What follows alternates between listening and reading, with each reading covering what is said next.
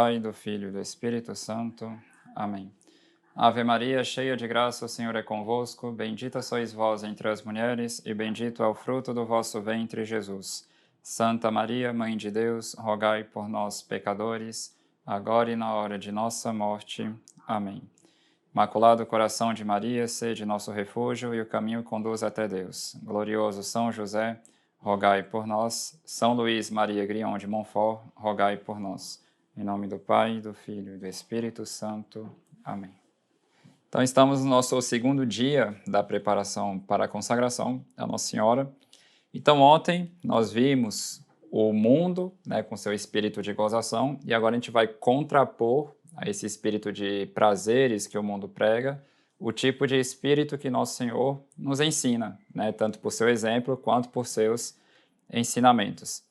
Então, resumindo um pouco daquilo que a gente viu ontem, a gente pode dizer com Santo Agostinho, o homem que devia ser espiritual mesmo na carne, tornou-se carnal mesmo no espírito.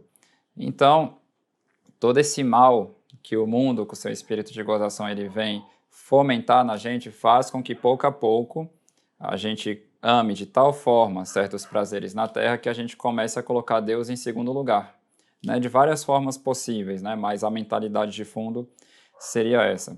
São Tomás de Aquino tem um comentário interessante dele, em que ele diz que o homem está colocado entre essas duas realidades, ou seja, os bens do céu, nos quais consistem a felicidade eterna, e os bens da terra, E quanto mais o homem se entrega a um desses bens, menos ele deseja o outro e vice-versa. Então é aquela situação, se a pessoa se entrega de forma desenfreada, desordenada, ao amor dos prazeres do mundo, ela vai desejar cada vez menos as coisas do céu. E por outro lado, se ela se entrega cada vez mais ao amor das coisas do céu, ela desejará cada vez menos as coisas da terra. Ou seja, o tesouro dela está de fato no céu.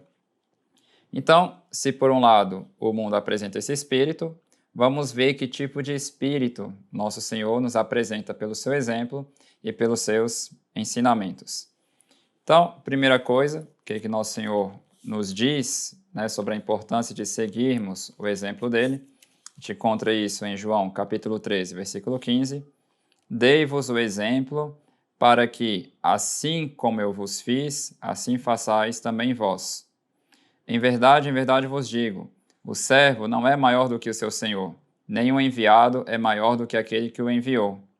Se compreenderdes essas coisas, sereis felizes, sob condição de as praticardes.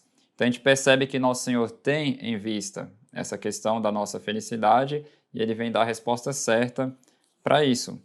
Então, se a gente observa a vida de Nosso Senhor, foi um espírito de amor desenfreado aos prazeres que ele nos pregou? Obviamente, não. A gente vê isso tanto pela sua vida, que foi uma vida simples e tudo mais, mas a gente vai falar isso particularmente quando a gente for falar do amor dos bens terrenos. E a gente percebe que Nosso Senhor quis ter um precursor que foi alguém particularmente caracterizado por esse espírito de penitência, São João Batista. E é interessante porque São João Batista, que era um homem extremamente penitente, vivia no deserto comendo gafanhoto e mel e tudo mais, ele pregava a penitência, um batismo de penitência, e ele mereceu o elogio de Nosso Senhor, porque São João Batista, Nosso Senhor diz, ele não era um caniço agitado pelos ventos. O que é uma pessoa quando ela é agitada pelos ventos? Porque no final das contas, o que governa essa pessoa é a direção que os prazeres inclinam ela.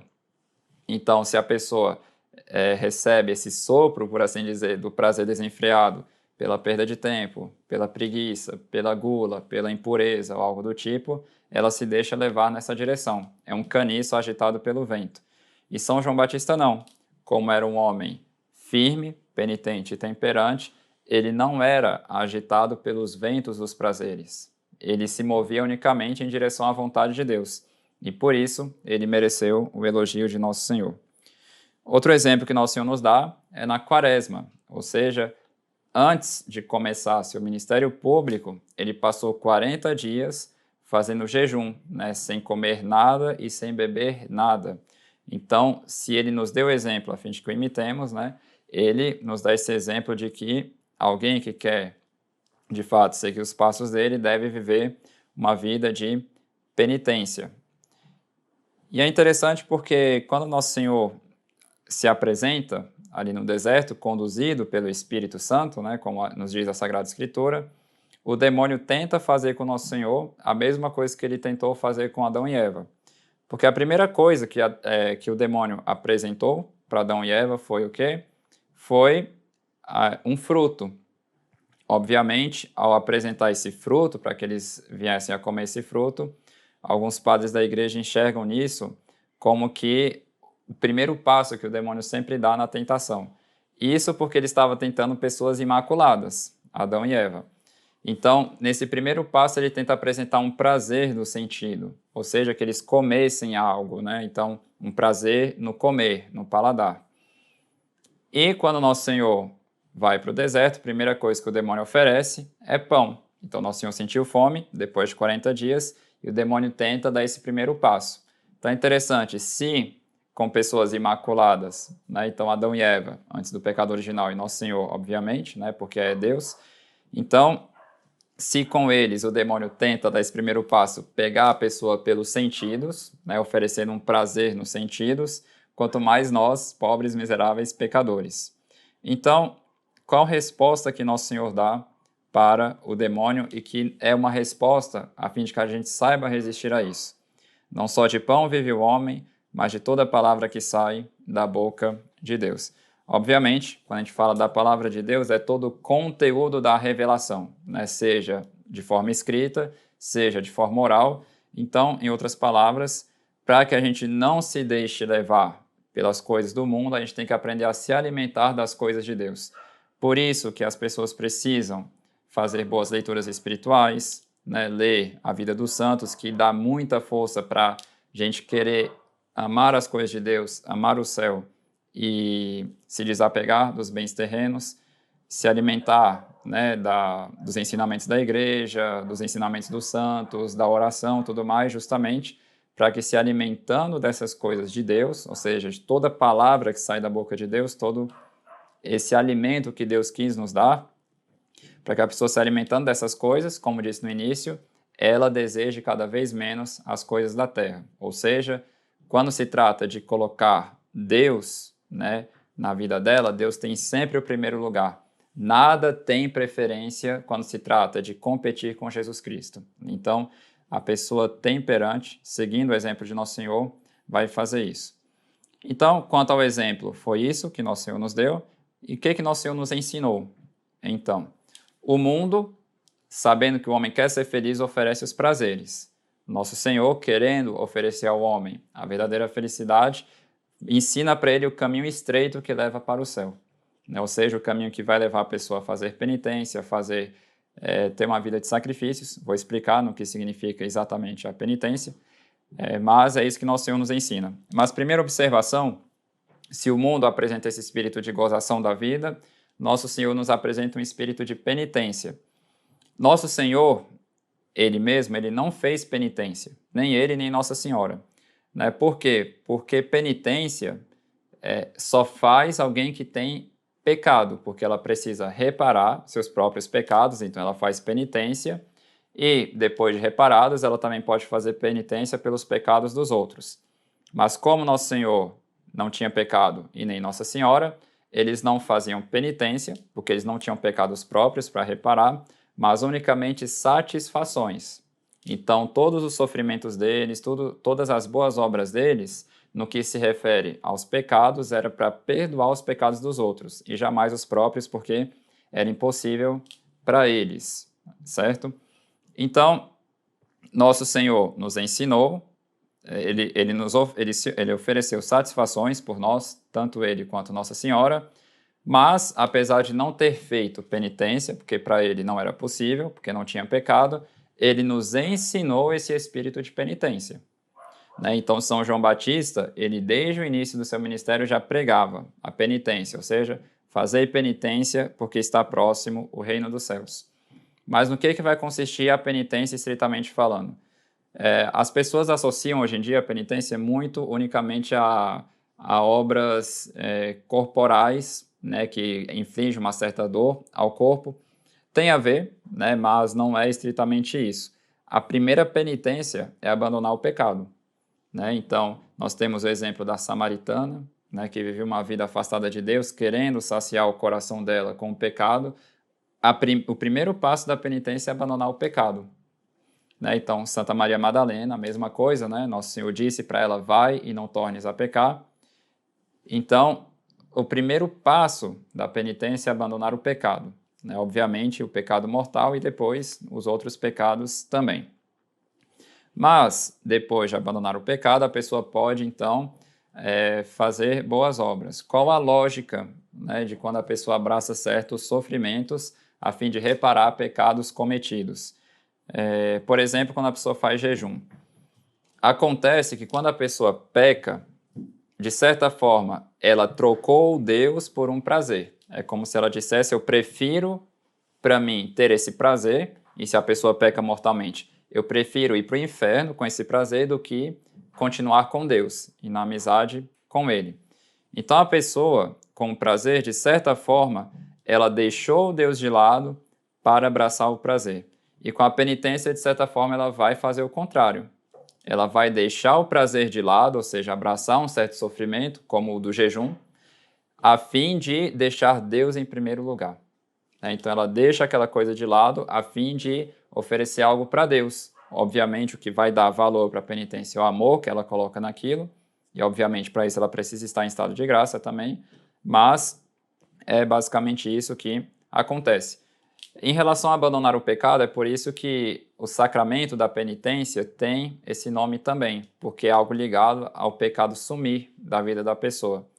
E obviamente, se a pessoa faz uma penitência física, para reparar certas desordens que ela teve na vida, o objetivo é fazer com que o pecado suma cada vez mais da vida dela. Porque se a pessoa faz jejum, ou seja, não coloca uma gota de água e de vinho na boca, né, e não coloca nenhuma comida na boca, mas deixa sair da boca dela todo tipo de maldade contra o próximo, então o jejum está vazio, né, uma obra ali, uma árvore sem frutos, né, uma coisa que era para estar santificando a pessoa, está, de certa forma, anestesiando ela para que ela continue no pecado. Então, não é esse o objetivo da penitência, simplesmente sofrer por sofrer, mas sofrer por amor a Deus, para amar a Deus e ao próximo mais perfeitamente. Então, aqui uma definição de penitência dada pelo Papa São Gregório Magno, né, bem clássica. O Papa São Gregório Magno diz o seguinte: fazer penitência consiste em chorar os males que fizemos e aquelas coisas que são dignas de choro, ou seja, outros pecados, não mais cometer. Então, por um lado, a pessoa chora o mal que ela fez e ela também afasta da vida dela, né, esse caminho que levará ela futuramente a chorar de novo outros males. Então, é bem interessante esse aspecto do arrependimento, do choro e da mudança de vida. Então, por isso que Nosso Senhor diz: felizes os puros, né? Enquanto o mundo estava apresentando outras coisas, Nosso Senhor apresenta essa felicidade própria da pureza. Por quê? Porque eles verão a Deus. Então, é verdade, quando a pessoa começa a viver na graça de Deus, começa a viver com Deus, pouco a pouco ela começa a enxergar Deus cada vez mais na vida dela, né? Nos acontecimentos, nas cruzes, nas dificuldades. De fato, a pessoa começa a fazer aquilo que falamos, apresentando toda a preparação, né, particularmente os 12 dias preliminares, ela começa a se afastar das outras coisas para poder conversar mais com Deus. Então é por isso que a pessoa que começa a se controlar na questão dos prazeres, começa a se converter, em outras palavras, né, em relação a isso, ela começa a ter uma vida cada vez mais íntima com Deus. Isso facilita a vida de oração dela, isso facilita ela enxergar a providência de Deus nas dificuldades da vida e assim por diante. Então tem umas frases interessantes da Jacinta, né, uma das 3 crianças que viu Nossa Senhora de Fátima, porque quando ela estava no hospital, após as aparições de 1917, Nossa Senhora visitava ela e tinha uma freira, né, a Madre Godinho, que estava cuidando da Jacinta e conversava bastante com ela. E a Jacinta começava a contar muita coisa para essa freira, né? E ela perguntou, mas onde que você aprendeu isso tudo? Né? A Jacinta disse, algumas coisas foi Nossa Senhora quem me disse, mas algumas penso-as eu. E dentre essas frases, né, a Jacinta tem algumas frases bem fortes em relação a essa questão do pecado da carne, né? A Jacinta dizia o seguinte, os pecados que levam mais almas para o inferno são os pecados da carne. Onde vir umas modas que hão de ofender muito a Nosso Senhor. As pessoas que servem a Deus não devem andar com a moda. A igreja não tem modas, Nosso Senhor é sempre o mesmo. Os pecados do mundo são muito grandes. Se os homens soubessem o que é a eternidade, fariam tudo para mudar de vida. Os homens perdem-se porque não pensam na morte de Nosso Senhor e não fazem penitência. Então, e aqui ela falando também, imagina uma criança de 9 anos falando isso. Muitos matrimônios não são bons, não agradam a Nosso Senhor e não são de Deus. Ela também falou muita coisa pela questão da pureza dos padres, né, dos religiosas, como por exemplo, minha madrinha, reze muito pelos pecadores, reze muito pelos padres, reze muito pelos religiosos. Os padres só deviam ocupar-se das coisas da igreja. Os padres devem ser puros, muito puros. E ela também falava muitas outras coisas de outras virtudes. Não ande no meio do luxo, fuja das riquezas, seja muito amiga da santa pobreza e do silêncio, coisa que a gente vai citar também nas outras aulas, mas que a gente percebe, né, como que uma pessoa que realmente está sendo ali inspirada por Deus, educada por Nossa Senhora, não anda na mesma mentalidade, não anda na mesma linha das máximas e dos ensinamentos do mundo.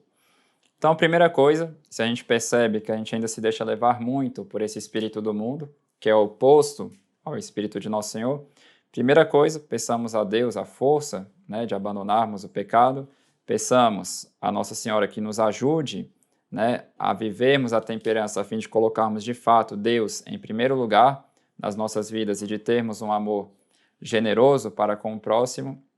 Sobretudo, não desanimemos, porque o desânimo não vem de Deus, né? Então é muito importante pedir nessa coragem para Deus para abandonar o pecado, essa força, e se lembrar, né, de como que Nosso Senhor quis acolher os pecadores que queriam mudar e como que Ele deu grandes graças para eles se tornarem grandes santos. Temos o exemplo da Samaritana, temos o exemplo de Santa Maria Madalena e temos a belíssima história do filho pródigo. Então Deus quer, né, trazer a si os pecadores, né? Quer que eles se convertam, quer que eles mudem de vida. Então a gente não deve correr de Nosso Senhor, né, fugindo dele, sendo que Ele mesmo quis correr atrás de nós para nos salvar.